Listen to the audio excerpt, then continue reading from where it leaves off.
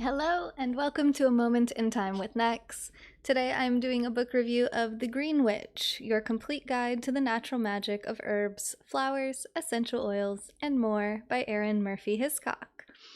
This is my second book that I've read about magic and witchcraft, and I would say that I prefer the first one. I think it's maybe the last review I did before this one. It's called Earth Magic, The Witch of the Forest Guide to Earth Magic, and that one was a little bit more concise. It was definitely visually a lot more appealing. It had a lot of pictures and artwork in the pages. This is very much more like a book, just a lot of words, no pictures or anything, which is fine. Generally, books I read are like this, but I felt like that book was just a really, really great introduction for someone new to the subject, where this one goes a little bit deeper. I had actually heard about this book from a couple of different friends, and I acquired this copy from a friend of mine who is a Christian who had gotten the book for herself and then gotten a little freaked out about it and felt like it was too witchcrafty and she didn't really resonate with it. So she gave it to me before she really got into it, which is sad because I think she would really like it.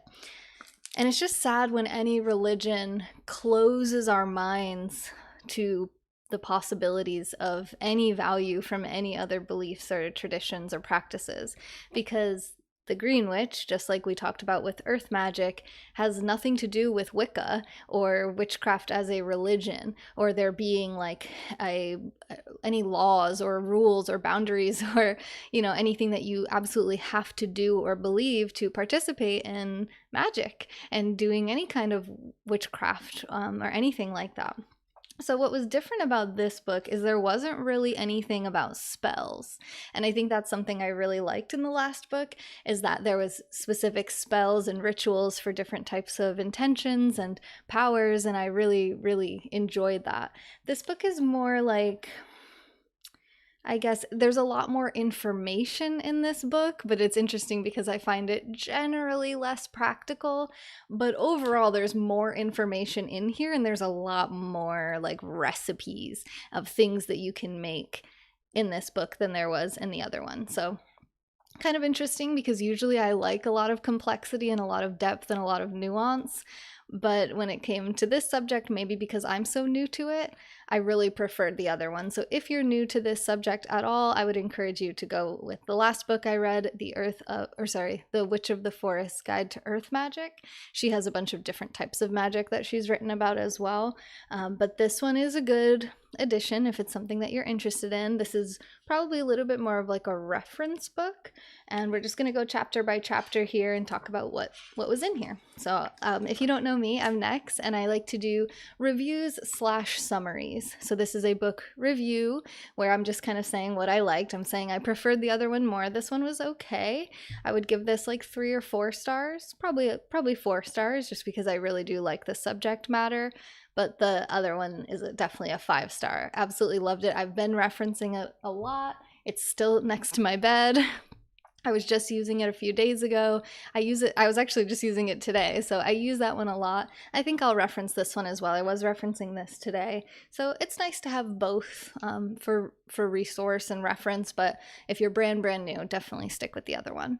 Hi, Oscar. First comment to the broadcast. I love you too. Hello, Pablo. How you doing?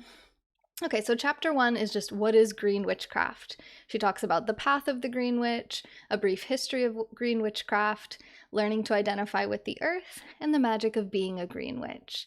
So one thing about green witchcraft that I liked that I didn't really learn anywhere else so far is the idea of this like green energy and the green spirit of the earth, and using that type of energy to energize yourself, the idea of grounding and kind of sending any like negative or dark energies down into the earth, and being able to bless people and things and items with the green spirit of the universe. I really do like some of the things in here. There's blessings, there's healing practices that are, they're not like in place of professional medical help or treatment or drugs, but just like different types of things that can potentially be helpful for like mental health. I think a lot of what we do with witchcraft is about the power of the mind and the power of our intention and of our focus and why we do things. So in Wicca, the religion of witchcraft that many people think of, and a lot of Christians and probably other religious types get freaked out about because they feel like it's competing with their religion, is Wicca or Wiccanism and being Wiccan. And they have something called the threefold law or the threefold rule. And this is the idea that anything you put out will come back to you threefold. So if you put positive intention out into the universe, you'll be blessed back with 3 times as much positive. And if you put anything negative out into the universe, it will come back 3 times more powerful at you. So all of the witchcraft that I've been studying and intend to continue studying is like light work. The idea is to put positivity, to put healing out into the universe, not to cast curses or hexes on people. Really nothing that I've studied so far has anything to do with other people in the sense of like putting a spell on someone. It's just like spells for intentions to heal, intentions to protect, intentions for love and abundance and prosperity that you generally do for yourself. I don't really think there's going to be a whole lot of magic that's going to work if you just cast something for someone else without their knowledge, maybe a little bit, but I think the person that's intended to be affected by something, they have to be invested into it. Their energy needs to be involved into the casting of that spell or in that intention setting. I actually just helped my roommate a couple of days ago cast his first ever spell, and I'm really excited about it. It was super fun. It was really nice to see him getting excited about it and getting into it. But even with that, like I had him pick out his own crystal, I had him use his own coins and his own items. I provided the bag, but I had like 5 different bags. I let him choose which bag he wanted to use, different things like that. Like everything was cleansed and had his intention, his powers. And even when I was cleansing the items, it's like I was also setting the intention for those items to serve his purposes and what he wanted to get out of the spell. It's a spell for abundance and prosperity, particularly financial. But he has to put himself into it, right? He has to set the intentions. He has to say the words. He has to put the items in the bag and like put that intention and keep that bag by him in order for it to really affect him, in my belief, right? For that power to really like be around him. So for us to set out like healing and protection to other people, I think has great benefit, but it's not as beneficial as if they did it for themselves. And it's like with everything, I think I just believe this across the board, is like the idea of if you teach a man to fish, he'll eat for a lifetime, as opposed to giving a man a fish and he eats for the day. This is the same exact thing here. I had someone recently say, oh, maybe you can make me some stuff that I can use. And I'm like, yeah, but you should be involved in the making of it or in the intention of it. Like, what is it that you want? Because yeah, I can like whip up some incense or like a spell bag or something for someone else, but really then they just take it. And it's kind of like, I think generally it's best if you're the one involved in it. But there are things like herbal incense with certain intentions. I do think that I'm going to start potentially making that and maybe even selling it if I really enjoy making it. I just started experimenting with it earlier on my Instagram live. You can check it out. I did post the replay. I burnt my towel, but when you work with fire magic, something always gets burnt. So I had a really, really great time with that. And I think it would be fun to make like little jars of incense and then being able to give those as gifts or give them to people. Like I do have some communication spells. These are from the other book that I made, like this, and I have an extra one because now I only really have like this room, so I don't have as many rooms to put spells in as I did in my old apartment. And so I have an extra one, and I was thinking about maybe like giving it to somebody else as a communication spell, because again, I still think it will have power, but especially if it's given to someone, shared as a communication spell and what the intentions are, and then for them to take it and place it where they want to have good intention, or I'm sorry, good communication, and anywhere they look at it or any time they look at it, they're reminded of their intention to have good communication in this space. So I think that's, I think it's kind of it's a bit of a gray area here, but the more you personally are connected to it, the more it's going to be powerful and effective for you. At least that's my belief. Where did all the bad PR come from about witchcraft? I think the beauty of witchcraft and why I love it so much and so many people do is that it's a personal practice and that we can do it however we want. We can make whatever mixtures we want and believe really whatever we want. We can put out any intentions that we want and believe any of it. So because it's not like this set of rules, like you must believe in these things and you must declare that these are your gods and this is what you worship and these are the rituals you will participate in. It is a threat to major religions, because major religions, even if originally their intention was to describe a spiritual experience, they've become a form of manipulation and control of people, and you can't really control people if the entire premise is that they can do it however they want and only if they want to. No one has to do witchcraft. There's no witches out there saying you need to be doing witchcraft. Maybe there are, but I'm not aware of any. Generally, it's like, here's some things that I like, here are some incense that I like, or here are some spells I like to work with. And this book and the other book, and probably most witchcraft, says like, adapt it to however it works best for you. And there's usually options. So it's like you could use this crystal or this crystal or this crystal or this crystal, and then you could use any one or more of any of these herbs, and it's like a list of 5 herbs, and then you can use something that represents this to you, like something that represents the element of water as far as you're concerned. It could be a seashell, it could be a cup of water, it could be a blue rock, it could be anything. Like, so I think because there's so much like personal control over it and individual expression, that you can't really like use it to control and manipulate people, so it doesn't really have that much attraction, and it poses a threat because it allows people personal connection to spirit, to source, and to magic, and to their own powers or the powers of the elements.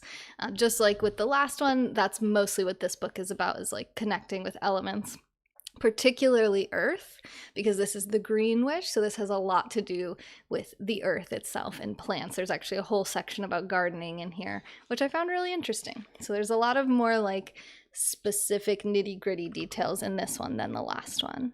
You do positive energy witchcraft? Yeah, and I think I always have, right? Because I've been talking about positive psychology and the power of positivity for 6.5 years. I've been practicing it myself for 13 years, and I've only just started learning about witchcraft in the last few months, but they're all very similarly aligned, you know?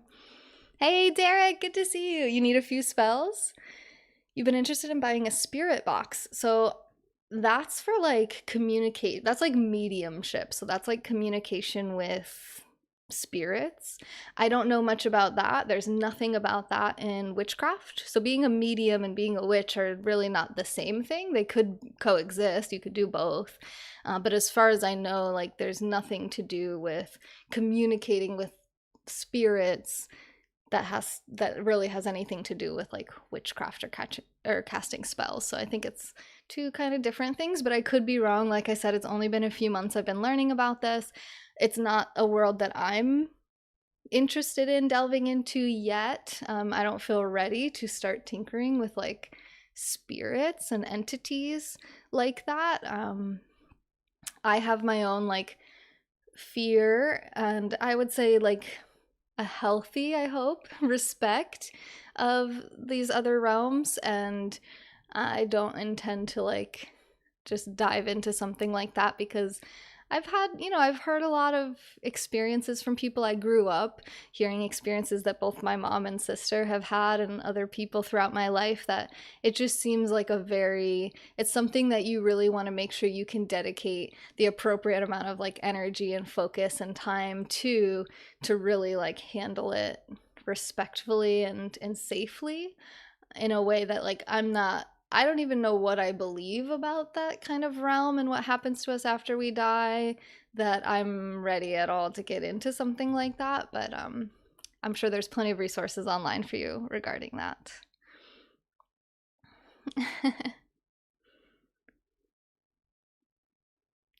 So yeah, if you have any questions, Derek, about like witchcraft or spells, feel free to ask. Okay, So then we talked, and it was actually in this chapter 1 about green witchcraft and being a green witch that I think my friend moved away from, because I think I assume it felt like it conflicted with her Christianity, which I'm sad about. But I did tell her that I thought this book was great, and I think there's a lot of stuff she would like in it. And she did come into my Instagram stream earlier, and she's like, "Oh, you're doing the incense, and you're using the Green Witch book." So sometimes it's just kind of a matter of like just doing our own thing, and then if people want to learn more, they'll ask, generally. Oh, I forgot to wear these. I was wearing these on my Instagram stream earlier. I met a girl on the beach yesterday who's a professional fairy, and I bought these ears from her. And now I am a fairy as well. I'm only a professional fairy if someone pays me, though. So maybe go to my website, NexJuice.com, and support. Okay. Chapter 2, embracing your own power. Energy centers, different tools that you can use. So there are some tools in here that weren't talked about in the other book, like a staff, like a witch's staff, and brooms. So I thought that was kind of cool. Like, brooms are generally used when you're sweeping, the idea of like sweeping out any old, stuck, or negative energy, like out with the old, and then you're kind of like sweeping in to make space for new, fresh beginnings, fresh energy, fresh power, new magic, new starts. Making your home a sacred space, making a sacred outdoor space, and being in tune with the earth. So she talks about like the different cycles of the seasons, which we talked about in the other book. She talks about the different cycles of the moon. All these things are very common in all practices of witchcraft, is a close, connected relationship with the earth and the other planets.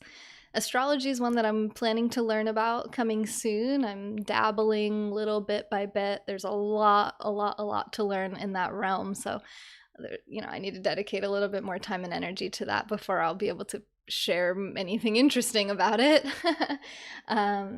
But this is all very common in all practices of witchcraft. This is something I need to work on, is making a sacred space here in my home as well as outside, because I do have a yard now, so I can make a sacred outdoor space. That's actually probably going to be easier than making a sacred indoor space, because this is all I have, is this room here. So I am a little bit limited on space. Right now, you probably can't really see, but like most of these random cluttered items you see over here are just items that I used to have set up on kind of like an altar. So it's like a bunch of different crystals and shells and like pieces of things that I've gathered from travels around the world. And I don't know where to put them or organize them, but that's my bedside table, and I keep wanting to put stuff on it, and there's no room for anything.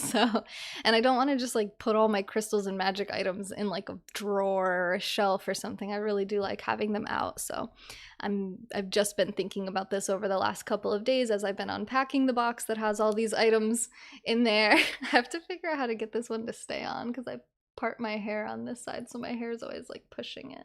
What if I pull some hair forward? Okay. Chapter 3. Attuning yourself to nature, getting to know your corner of the universe, experiencing the environmental energy around you, grounding yourself, working with the elements, discovering and developing your senses. So one thing I really like that she challenges you to do is to become familiar with the natural flora and fauna of your area. So what plants are actually native to your state and to your actual area within that state? Because that's something I don't know. I mean, I've only lived in this state for not even a year and a half yet. But even like where I came from before that, both New York and New Jersey, I don't know anything about the natural plants and the native plants of that area. So I thought that was a really cool challenge, and it's automatically been causing me to learn a lot more about the different types of native plants to Florida, and it's made me more knowledgeable when talking with other people, and helps me to get ready to create a garden type space of my own as well. Chapter 4, manifesting the power of the seasons. Okay, we talked about that a little bit. Solstices, equinoxes. She does provide meditations for each season and performing seasonal rituals. So I guess that's kind of like spells. Let me see if there's an example here. Like a spring equinox egg ritual, for welcoming creative energy into your life. Summer garden blessing ritual. They're like blessings. I don't know, they're a little bit different. But yeah, I mean, it's like powers of wind and earth, powers of sun and rain, by tree and flower and leaf. With my hands and heart, I bless this garden with life and love.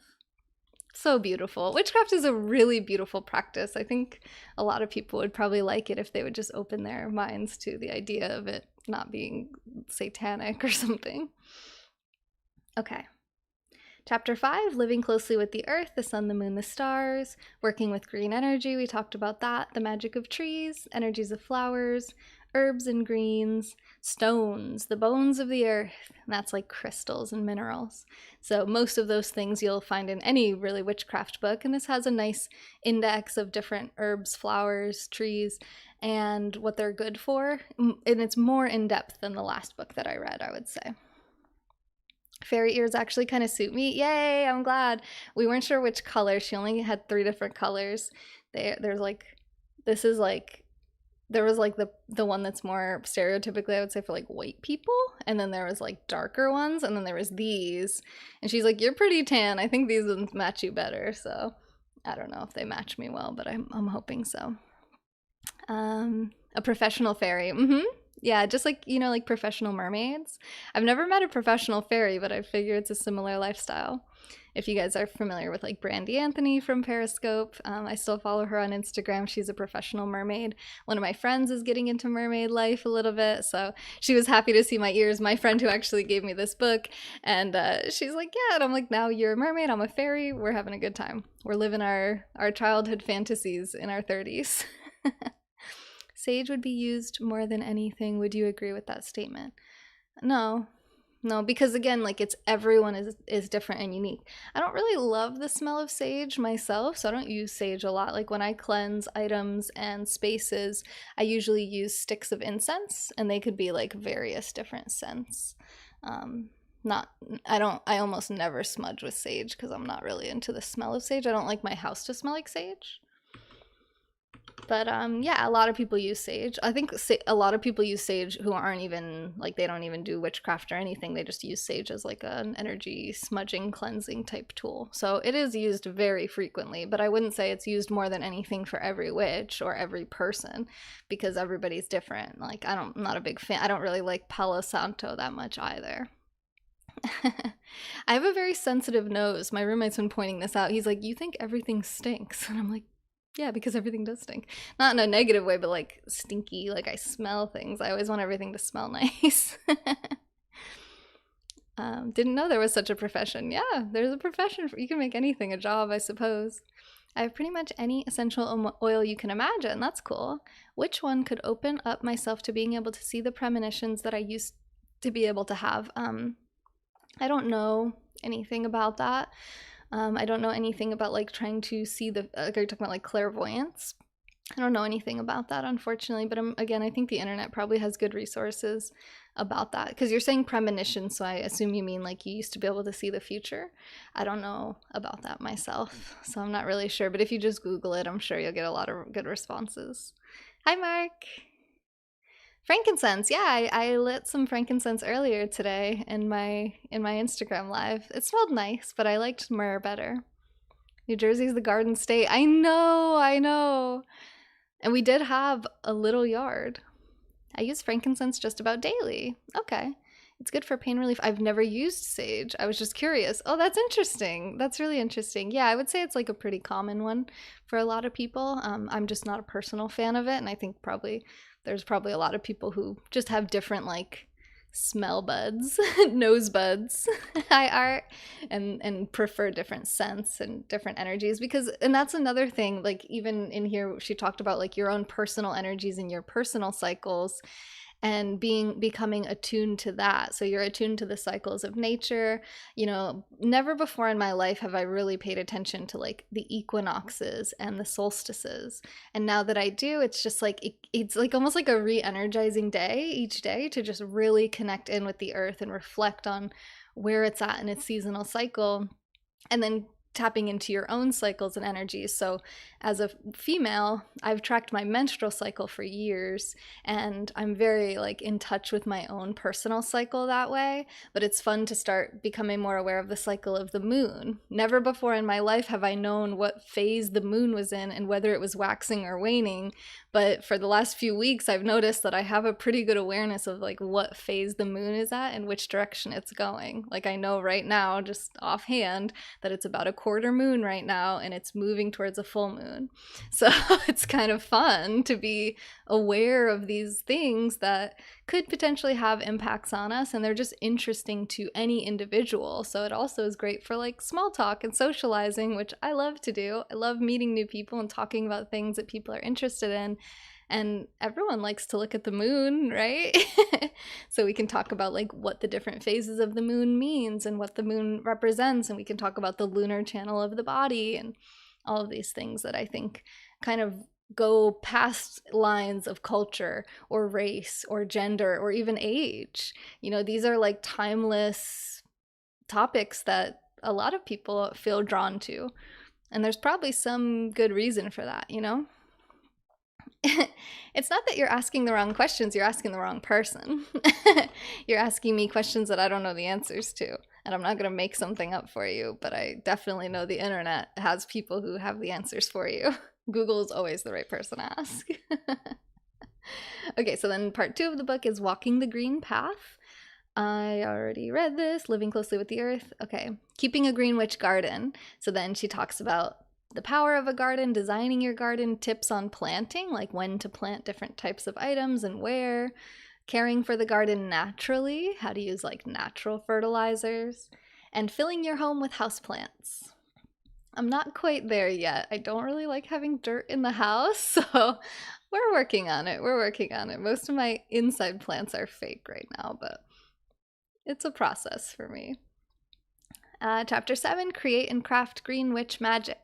So herbs, blessing your creations, herbal incense, spell bags. So she does have spell bags in here, garden spell bags, dream pillows, how to make a broom. A lot of the things in this book are really intense, like the amount of work you have to put into like making a broom literally involves like going out into the woods, finding a big like branch that's like long enough to be a broomstick and then sanding it down. And then attaching twigs, like individual twigs, to the stick, the broomstick, with like wood glue, and I don't remember all what else, but it's just like a whole big project. And I think that's why I liked the other book better too, because there was so much in there that was so easily attainable. Like, you know, you just put some of these herbs together, mix them up, and then like put them in an envelope and bury it outside or something like that. Is like, you know, it just felt a lot more realistic and attainable. Whereas a lot of this stuff I was reading, even the dream pillows and the spell bags, a lot of it's like get a piece of fabric and then sew the whole edge of it so it's like perfectly tight so no herbs can fall through the cracks. And I'm thinking like, I'm not going to be able to do that by hand very effectively. I need a sewing machine. It's just like these bigger projects, and I think she's probably been doing it so long that it's just like, to her it's like, yeah, you just do this, you get some of this, you do this, and it's like, I'm not there yet, and I think a lot of people aren't there yet, especially if you guys have like full-time jobs and kids and spouses, and you travel, and who else knows what's going on, these sick parents, and like, you know, who knows? Like my dad's in the hospital right now. He just went in this morning. I'm gonna go visit him tomorrow. Some of these projects are like time consuming, definitely energy and resource consuming, and even space consuming, that it makes some of it a little bit less attainable to like your everyday person. So that's why I liked that other book a little bit better. But there's some really cool stuff in here. Balms and perfumes, building garden stepping stones. That's another huge one that I'm like, dude, it's like concrete, like using mixing concrete to make garden like pavers for your garden. I'm just like, that's a cool idea and all. It just feels like a really huge project that's way beyond my scope for right now. Chapter 8 is about healing. I really liked that part. Healing teas, energy empowering essential oils, baths and bath salts, restorative elixirs, and then the last chapter is kitchen recipes, where she talks about fruits, flowers, vegetables, sugars, vinegars, and grains. So I thought a lot of that was really cool. Like one of her, there's a lot of sugar in a lot of the recipes, which I personally don't really love, especially when you're working with fruits. Like you don't need to put sugar on your fruit, in my opinion. I feel like mostly fruit is pretty sweet and you don't need to add sugar to it. But to each their own. Like she would suggest a fruit smoothie and then it's like put in like anywhere from a teaspoon to a tablespoon of sugar, and I'm like, you don't need that. You really don't need that. I mean, you really don't, in my opinion. So there, a lot of the recipes I found mostly unhelpful because of requiring sugar in like almost every single one. But she did provide a list of different fruits and vegetables and grains and what their associations would be, like what type of magical properties they have, which I think was really useful and beneficial information. To be honest, most of what I do in my day-to-day practice is I'll put like kiwi magical properties, and I usually will put MAGICKAL because I find that you find more of like the witchy stuff when you use the K for magic rather than if you just write magical with just a C, you'll get more like bloggy type, like, oh, the magical properties of kiwis has vitamin A or whatever. That's not really what you're talking about. You're looking more for like, is it good for love? Is it good for protection? Is it good for prosperity? You know, is it good for creativity? Like, what are the magical properties in that way? So, any good tinctures? I don't think so. I mean, she talks about how to make your own essential oils a little bit, I think. Again, it's like a big process. A lot of it felt kind of like maybe one day I'll do something like this, but not anytime soon. Whereas the last book I read was like, oh, I can do this right now. I can do that this weekend or next week, or you know, oh, the equinox is coming up. I'm going to do this ritual. Like it felt a lot more practical and useful. Like you could infuse it into your everyday life without having to sacrifice large chunks of time and energy and go buy a sewing machine or go buy like wood glue and like a sander. And it's just kind of like, I don't know, some of it's quite a bit. I mean, even you got to see me like trying out my own herbal incense earlier on Instagram, and it was like, it was a bit of a process. Like you need to get the charcoals, you need to have like a heat proof sensor to burn them in, you need to have like earth that you can put in it to insulate the heat. You need tongs to hold the coal with. You need the right kind of lighter to light the coal with.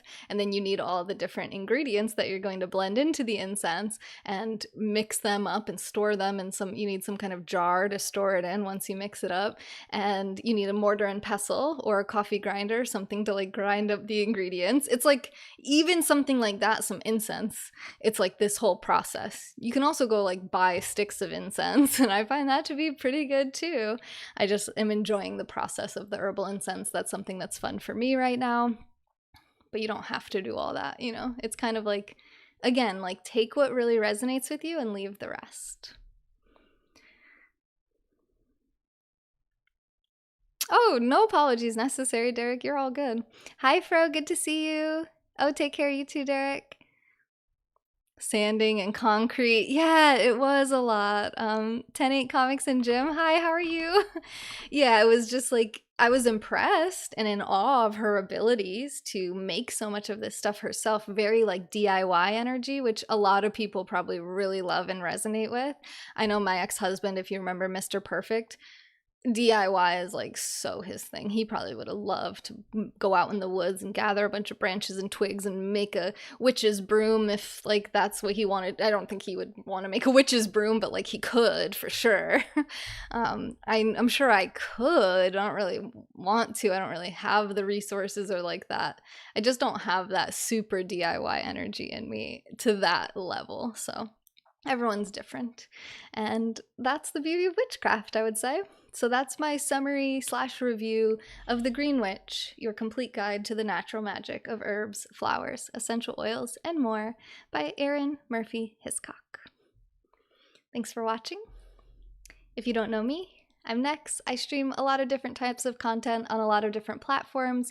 If you go in the description of this video, you will see the link to sign up for my email list, where I do written reviews and summaries of all the books, and then I link to the YouTube videos. So if you miss a video here or there, or you would rather read it rather than sit here and listen to me talk about it for 35 minutes while live engaging with chat in a live stream, then you can just get like the written, few paragraph blurb for each book. I just sent one out not too long ago.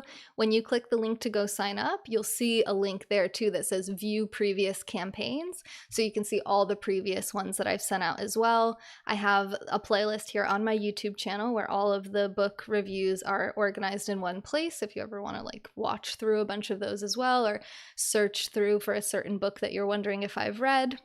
You can also DM me anytime or ask me in a comment if I've read a certain book or if there's a certain book you'd like me to add to my list, and I can do that.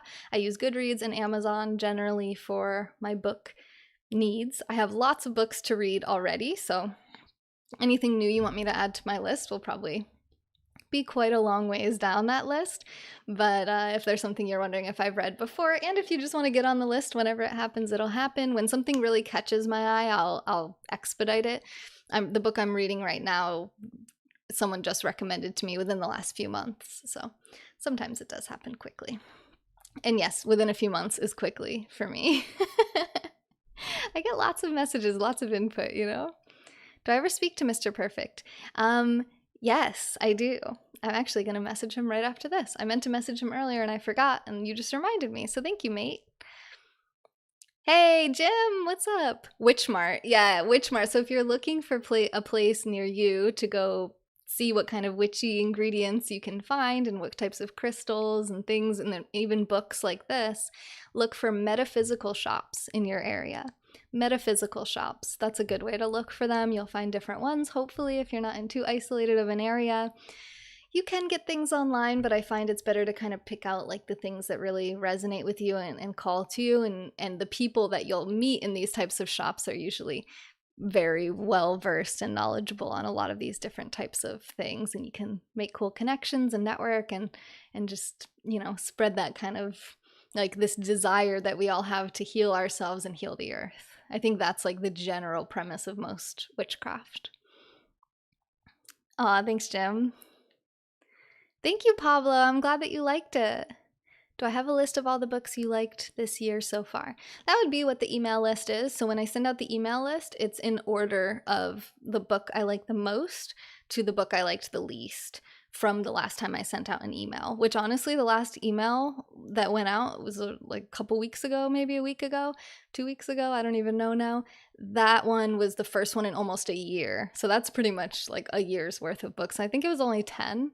I'm not reading. I haven't been wasn't reading as much as I wanted to be, and now I've been shifting my priorities. I sent out an email update as well that wasn't a book review, just to I try to send those out once every like month or season, just as like, hey, here's what's up, like I moved to a new place, here's what I'm focusing on. When I started the podcast, okay, here's where you can find the podcast, like different things where I shift my energy around. So I had shared in there that I've been like shifting to give myself more time for reading, and that's why I'm hoping that you're noticing that I'm starting to sent out the book reviews email again, and I've been trying to do these book reviews more frequently and spending time every day reading at least a few pages of any given book, and then really trying to put a little more effort into reading more than just a few pages, Did Mr. Perfect find Mrs. Perfect? Not that I know of. Well, he did. It was me, duh. The juice mail or the next mail. Yeah, exactly.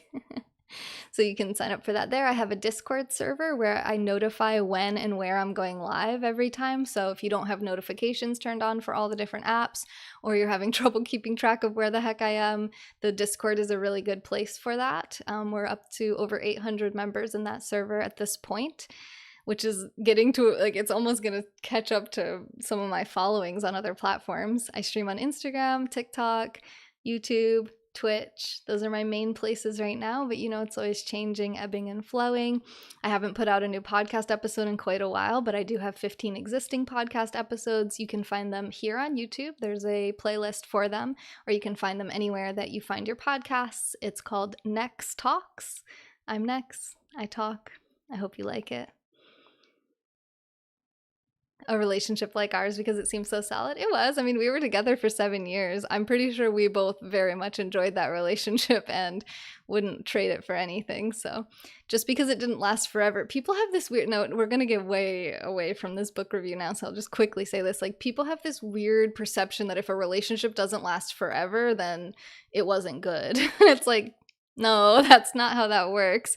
Just like if you're in a relationship with someone and they die, that doesn't mean that your relationship wasn't good with them just because it didn't go on the rest of your life. Like, people change, people, modify the themselves and the lifestyle and world that they want to live in, and they connect with other people, and just things change. Change is good. It's okay.